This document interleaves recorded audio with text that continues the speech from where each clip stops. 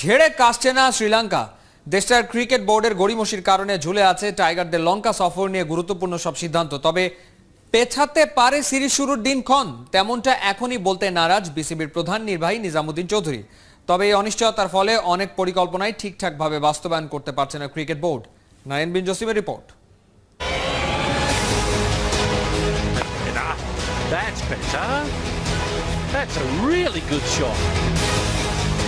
Corona বিরতি কাটিয়ে টাইগাররা রাবণের দেশে যাচ্ছে লঙ্কা বধের মিশনে, সেটা সবাই জানে।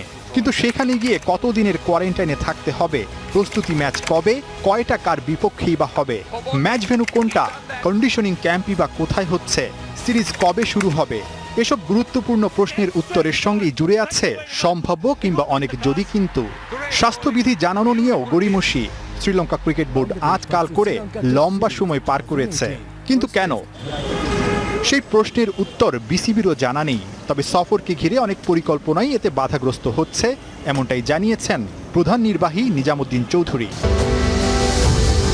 তবে কি লঙ্কা বাংলা টেস্ট সিরিজকে ঘিরে দ্বিধাদ্বন্দ্বে আছে শ্রীলঙ্কা ক্রিকেট বোর্ড? সিরিজ পেছানোর শঙ্কা কি আছে?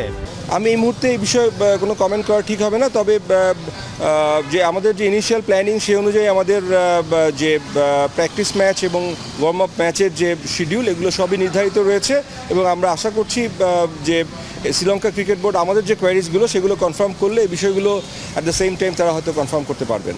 লঙ্কান ক্রিকেট বোর্ড অনেক সিদ্ধান্ত ঝুলিয়ে রাখলেও কোচিং স্টাফদের কোয়ারেন্টাইন শিথিল করা নিয়ে স্বাস্থ্য মন্ত্রণালয়ের মৌখিক অনুমতি পেয়ে গেছে বিসিবি।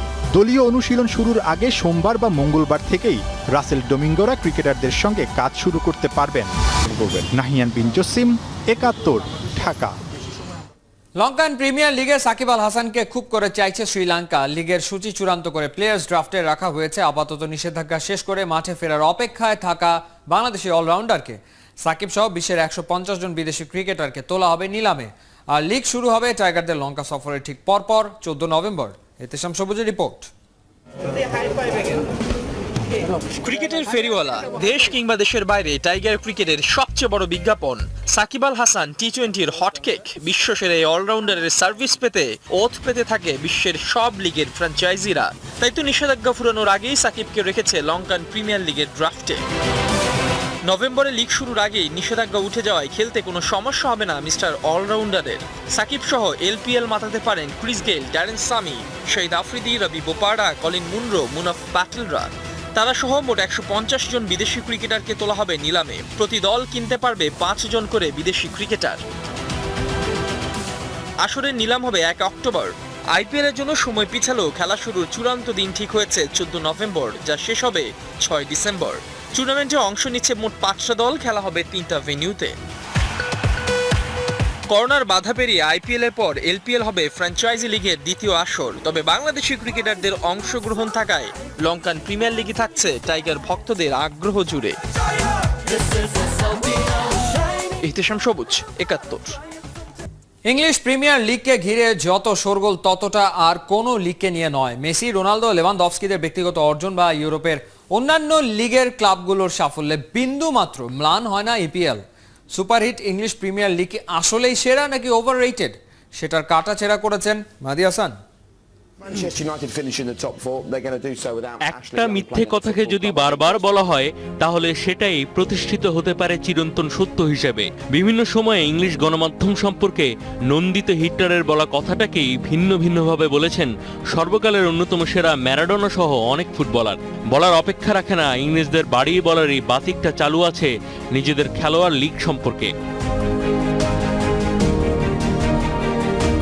ইংল্যান্ডের বেশিরভাগ সেরা খেলোয়াড় খেলে থাকেন ইংলিশ প্রিমিয়ার লিগেই। অতীত বা বর্তমানের শ্রেষ্ঠরা কখনো সুযোগ পাননি বা প্রমাণ করতে পারেননি Real Madrid, Barcelona, Bayern Munich সহ ইউরোপের এলিটদের টিমে। ব্যতিক্রম বলতে David Beckham R Michael when. সকাল বিকাল যাদের সম্পর্কে প্রশংসার ফুলঝুরি বিলয় ইংলিশ গণমাধ্যম, আদতে তাদেরকে যথেষ্ট ভালো মনে করে না অন্যান্য লিগের ক্লাবগুলো। যদিও বিদেশি খেলোয়াড়দের উপর ভীষণ নির্ভরশীল ইপিএল।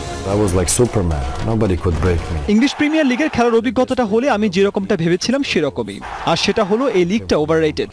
হ্যাঁ, সত্যি ফ্যানরা এখানে অনেক এনার্জেটিক, লিগ কম্পিটিটিভ, তবে খেলোয়াড়দের টেকনিক্যাল দিক থেকে এটা সেরাদের কাতারে না।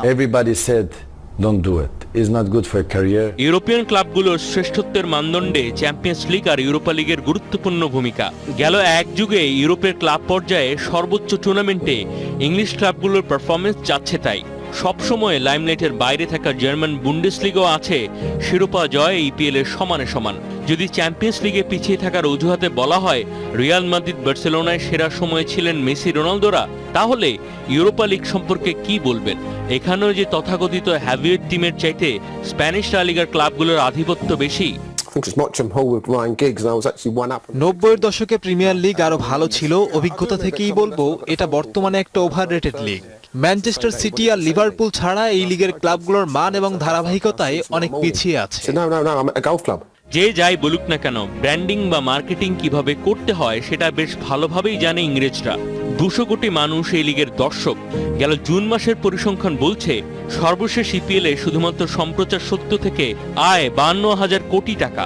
যদিও করোনার কারণে ক্ষতি হয়েছে 1,000 কোটি টাকার, তারপরও বাকি লিগগুলোর তুলনায় আয়ের খাতায় যোজন যোজন এগিয়ে ইপিএল। ইংরেজি আন্তর্জাতিক ভাষা হওয়ার কারণে বাড়তি সুবিধা পায় ইংলিশ প্রিমিয়ার লিগ। এশিয়ায়, বিশেষ করে দক্ষিণ এশিয়ায় তুমুল জনপ্রিয় ইপিএল। এখান থেকে আসে আয়ের একটা বড় অংশ। ভারতবর্ষকে প্রায় 200 বছর শাসন করেছিল ইংরেজরা। পুরনো সম্পর্ক, চেনা জানার মনস্তত্ত্ব হয়তো আছে। ভারতের সাধারণ দর্শকরা বরাবরই ইংলিশ প্রিমিয়ার লিগের ব্যাপারে আগ্রহী। সে কারণে এই অঞ্চলে সম্প্রচারের দায়িত্বে থাকা ভারতীয় টিভি চ্যানেলগুলোতে ইপিএলই মুখ্য। তারা যা দেখাবে তাই দেখবে বা পরোক্ষভাবে দেখতে বাধ্য হবে এ অঞ্চলের বাকি লোকেরা।